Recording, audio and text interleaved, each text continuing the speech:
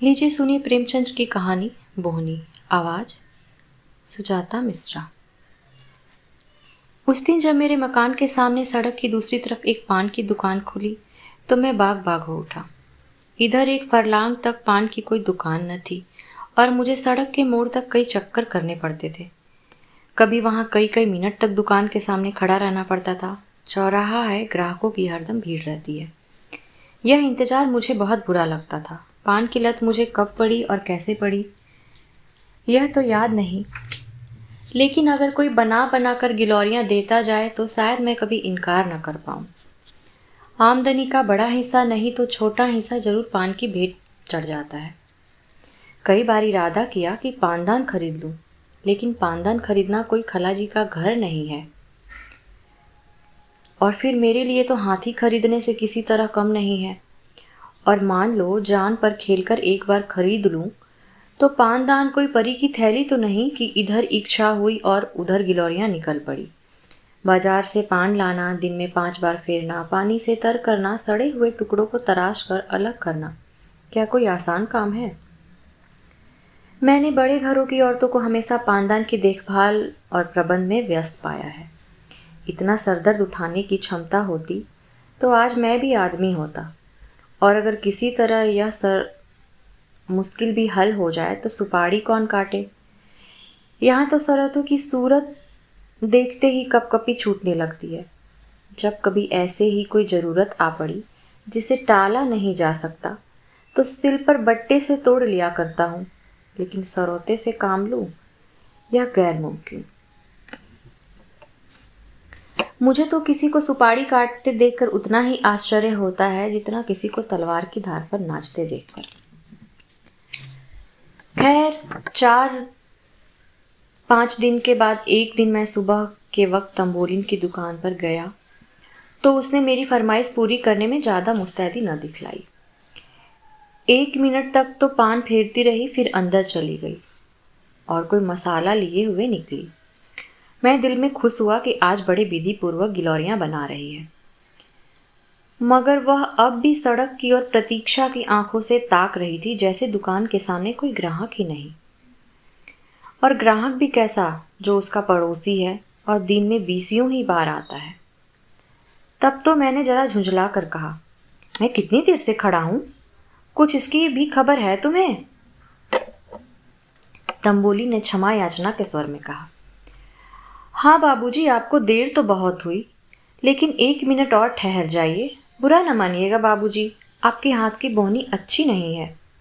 कल आपकी बोहनी हुई थी, दिन में कुल 6 आने की बिक्री हुई। परसों भी आप ही की बोहनी हुई थी, 8 आने के पैसे दुकान में आए। इसके पहले 2 दिन पंडित जी की बोहनी हुई थी, दोपहर तक 2.5 रुपये आए थे। कभी किसी का हाथ अच्छा नहीं होता बाबूजी। मुझे गोली सी लगी। मुझे अपने भाग्यशाली होने का कोई दावा नहीं है, मुझसे ज़्यादा अभागे दुनिया में नहीं होंगे। इस साम्राज्य का अगर मैं बादशाह नहीं तो कोई ऊंचा मनसबदार जरूर हूँ, लेकिन मैं कभी गवारा नहीं कर सकता कि मैं नसूहत का दाग बर्दाश्त कर लूँ। कोई मुझसे बोहनी न कराए, लोग सुबह को मेरा मुंह देखना अपशगुन समझे, यह तो घोर कलंक की बात है। मैंने पान तो ले लिया, लेकिन दिल में पक्का इरादा कर लिया कि इस नसूहत के दाग को मिटाकर ही छोड़ूंगा। अभी कमरे में आकर बैठा ही था कि मेरे एक दोस्त आ गए। बाजार साग भाजी लेने जा रहे थे। मैंने उनसे अपनी तंबोलिन की खूब तारीफ की। वह महाशय जरा सौंदर्य प्रेमी थे और मजाकिया भी। मेरी और शरारत भरी नज़रों से देखकर बोले, इस वक्त तो भाई मेरे पास पैसे नहीं हैं और ना अभी पानों की ज़रूरत ही है। मैंने कहा, पैसे मुझसे ले लेना। हाँ, यह मंजूर है, मगर कभी तकाजा मत करना। यह तो टेढ़ी खीर है। तो क्या मुफ्त में किसी की आंख में चढ़ना चाहते हो? मजबूर होकर उन हजरत को 1 ढोली पान के दाम दिए। इसी तरह से मुझसे मिलने आया उसे भी तंबोलिन का बखान किया। दोस्तों ने मेरी खूब हंसी उड़ाई, मुझ पर खूब फबद्दियाँ कसी। मुझे छिपे रिस्तम, भगत जी और ना जाने क्या क्या नाम दिए गए, लेकिन मैंने सारी आफतें हंसकर टाली। यह दाग मिटाने की मुझे धुन सवार हो गई। दूसरे दिन जब मैं तंबोलिन की दुकान पर आ गया तो उसने फौरन पान बनाए और मुझे देती हुई बोली, बाबूजी कल तो आपकी बोहनी बहुत अच्छी हुई, कोई 3.5 रुपए आए, अब रोज बोहनी करा दिया करो।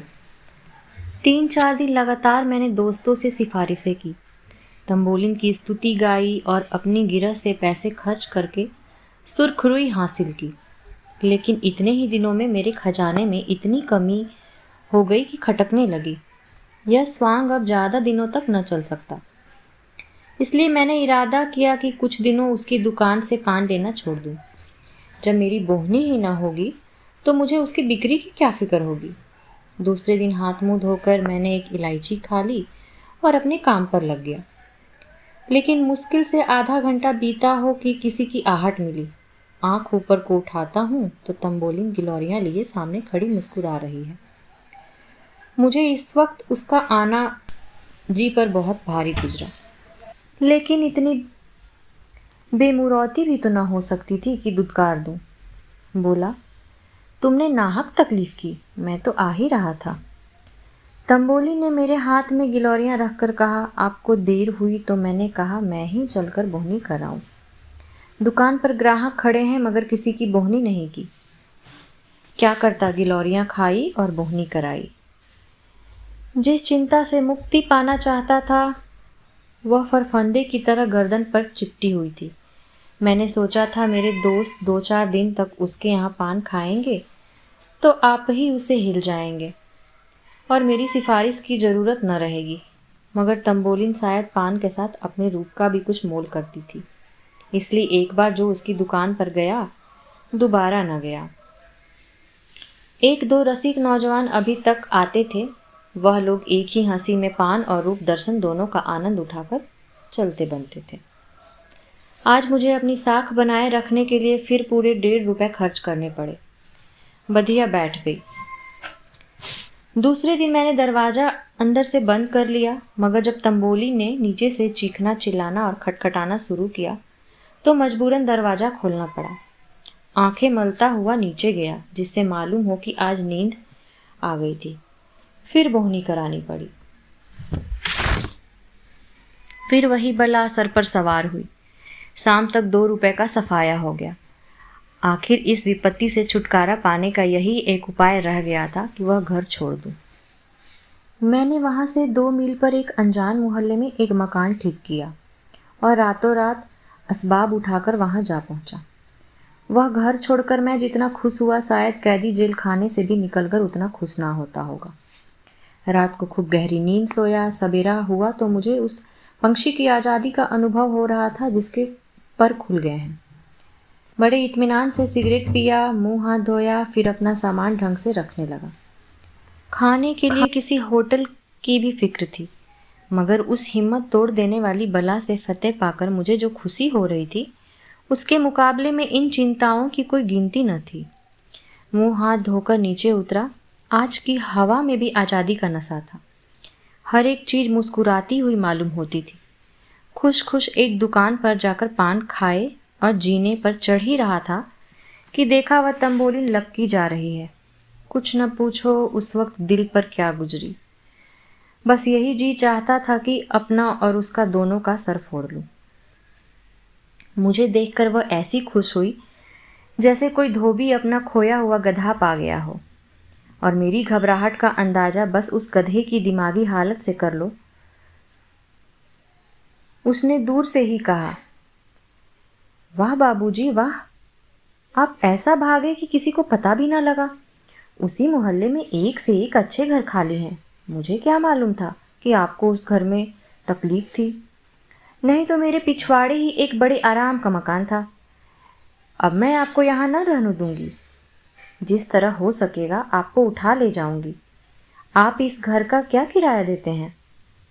मैंने रोनी सूरत बनाकर कहा, 10 रुपए। मैंने सोचा था कि किराया इतना कम बताऊं जिससे यह दलील उसके हाथ से निकल जाए। इस घर का किराया 20 रुपए है। 10 रुपए में तो शायद मरने को भी जगह ना मिलेगी। मगर तंबोलिन पर इस चकमे का कोई असर न हुआ। बोली, इस जरा से घर के 10 रुपए, आप 8 ही दीजिएगा।